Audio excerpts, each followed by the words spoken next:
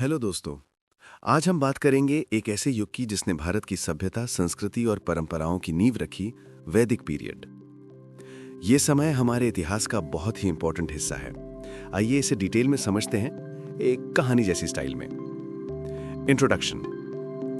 वैदिक पीरियड का नाम वेदा शब्द से आया है, जिसका मतलब है नॉलेज या ज्ञान। ये वो समय था जब ऋग्वेदा, सामवेदा, यजुर्वेदा और अथर्ववेदा जैसे ग्रंथ लिखे गए। ये ग्रंथ न सिर्फ धार्मिक पुस्तकें हैं, बल्कि इनमें सामाजिक, आर्थिक और राजनीतिक जीवन की झलक भी मिलती है। हिस्टोरिकली, हिस्टोरियंस इस पीरियड को दो फेजेस में बांटते हैं। अर्ली वैदिक पीरियड 1500 to 1000 BCE, लेटर वैदिक पीरियड 1000 to 600 BCE। चलिए दोनों को डिटेल में देखते हैं। अर्ली वैदिक पीरियड यानी ऋग्वेदिक एज। सबसे पहले बात करते हैं ऋग्वेदिक एज की, जो अराउंड 1500 BCE के आसपास शुरू होता है। आर्यंस का अराइवल।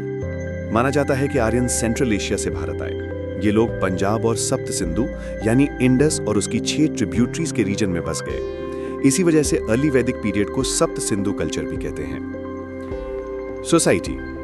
अर्ली वैदिक सोसाइटी ट्राइबल थी, जैसे एक एक्सटेंडेड फैमिली जिसे जना कहते थे। ट्राइब का लीडर राजन होता था, लेकिन उसका पावर लिमिटेड था।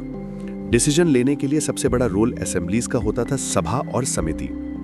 वर्ण व्यवस्था अभी रिजिड नहीं थी। सिर्फ एक डिवीजन था, ब्राह्मण्स यानी प्रीस्ट, क्षत्रियस यानी वॉरियर्स, वैश्यास यानी फार्मर्स और शूद्रास यानी सर्वेंट्स। Economic life. इकोनॉमी का बेस एग्रीकल्चर और कैटल रियरिंग था। गौधन यानी काउ वेल्थ सबसे बड़ा धन माना जाता था। ट्रेड लिमिटेड था और बार्टर सिस्टम ज्यादा चलती थी। रिलीजन। ऋग्वेदिक पीपल नेचर वर्शिपर थे। इंपॉर्टेंट गॉड्स थे इंद्रा यानी वॉर गॉड, अग्नि यानी फायर गॉड, वरुणा यानी कॉस्मिक ऑर्डर और सूर्या यानी सन गॉड। वर्शिप के लिए यज्ञ और हवन होता था। सिंपल रिचुअल्स थे, मूर्ति पूजा नहीं थी।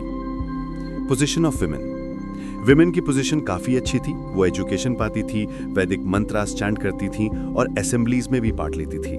विडोज रीमैरिज भी अलाउड थी। लेटर वैदिक पीरियड यानी 1000 to 600 BC। अब चलते हैं लेटर वैदिक पीरियड की तरफ, जो मेनली दो वेदास, सामवेदा, यजुर्वेदा और अथर्ववेदा और ब्राह्मणास, आरण्यकास और उपनिषद्स के समय का है। सोसाइटी। सोसाइटी अब थोड़ी कॉम्प्लेक्स हो गई। ट्राइब सेटल होकर किंगडम्स बनाने लगे। राजतंत्र स्ट्रॉन्गर हुआ। राजन अब एक पावरफुल किंग बन गया और उसके साथ पुरोहित यानी प्रीस्ट का रोल भी बड़ा हो गया। वर्ण व्यवस्था रिजिड हो गई। बर्थ बेस्ड सिस्टम आ गया। शूद्रास की पोजीशन नीचे गिर गई और अनटचेबिलिटी के सीड्स यहीं से शुरू हो गए।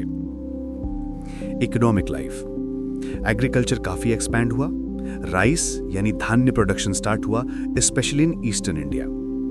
आयरन का इस्तेमाल शुरू हुआ, जो टूल्स और एग्रीकल्चर के लिए हेल्पफुल था। ट्रेड भी बढ़ा और कॉइन्स यानी निष्का और सतमाना का इस्तेमाल शुरू हुआ। रिलीजन और कॉम्प्लेक्स हो गया। यज्ञास और सैक्रिफाइसेस बड़े स्केल पर होने लगे। प्रजापति यानी क्रिएटर गॉड और विष्णु के इंपॉर्टेंस बढ़ने लगे। इंद्रा और अग्नि का रोल कम हो गया। रिचुअल्स इतने कॉम्प्लेक्स हो गए कि कॉमन लोग के लिए रिलीजन प्रीस्ट यानी ब्राह्मण्स के कंट्रोल में आ गया। उपनिषद्स ने एक नया थॉट दिया, ब्राह्मण यानी सुप्रीम रियलिटी और आत्मन यानी इंडिविजुअल सोल का कॉन्सेप्ट। यह फिलॉसफी लेटर हिंदुइज्म का बेस बनी। Position of women. विमेन की पोजीशन गिर गई।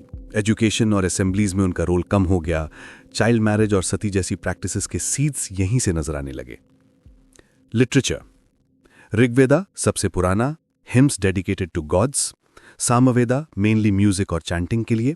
यजुर्वेदा रिचुअल्स और सैक्रिफाइसेस का मैनुअल। अथर्ववेदा मैजिक, हीलिंग और डेली लाइफ के मंत्रास।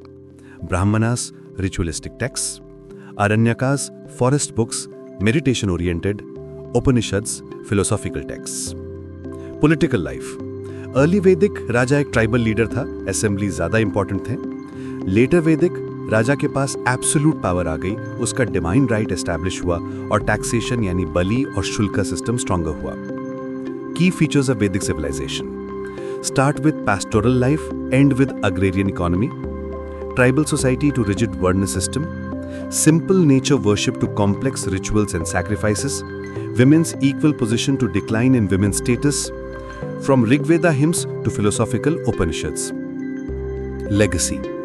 वैदिक पीरियड ने हमें दिया संस्कृत लैंग्वेज, रिलीजियस और फिलोसॉफिकल फाउंडेशंस, सोशल स्ट्रक्चर जिसका इम्पैक्ट आज भी दिखाई देता है, और एक सिविलाइजेशनल आइडेंटिटी जो भारत को रेस्ट ऑफ द वर्ल्ड से अलग बनाती है। कंक्लूजन। तो दोस्तों, वैदिक पीरियड एक ऐसा समय था जहां से हमारी सिविलाइजेशन ने अपनी पहचान बनाना शुरू की।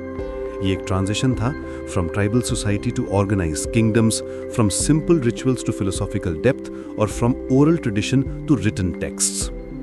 आज भी जब हम वेदास, उपनिषद्स या पुराने ग्रंथों को देखते हैं तो उनमें एक ऐसी विजडम है जो टाइमलेस है। वैदिक पीरियड ने हमें सिर्फ एक हिस्ट्री नहीं बल्कि एक कल्चरल और स्पिरिचुअल हेरिटेज दिया। तो दोस्तों, ये था एक डिटेल सफर वैदिक पीरियड का। अगर आपको ये कहानी पसंद आई हो तो इसे शेयर करिए और अगली बार हम बात करेंगे एक नए टॉपिक पर। धन्यवाद।